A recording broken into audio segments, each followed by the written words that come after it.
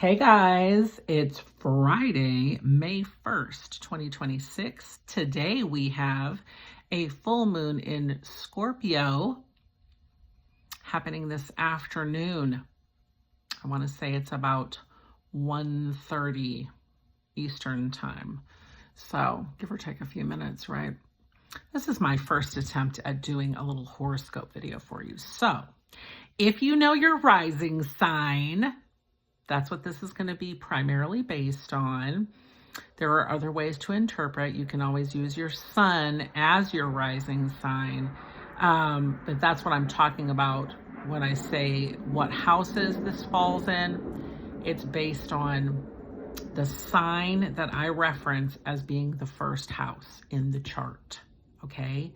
So if you put your sun in the first house, then you interpret the houses that way. But we're going to go from the rising sign.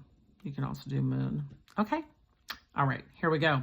Aries rising. This full moon in Scorpio is happening in your 8th house. Now you have a first house that's still kind of chock full of planets right now.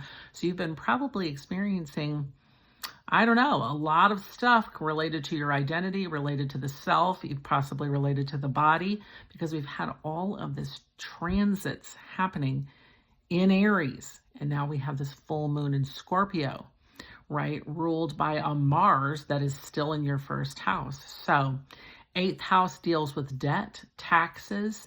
It's the resources of a partner. If you have someone in your life that you share resources with, it can be about death, the underworld. I don't want to scare you. But topics related, very deep topics, also taboo topics, sex and sexuality fall here when it pertains to the more taboo parts of it, right? So death and rebirth, I said that one, intimacy, the deeper parts of us. And when we are in a full moon is a time of releasing, okay? It's a time of harvest. It's a time of something coming to fruition from the new moon in Scorpio that happened 6 months ago, back in November. All right.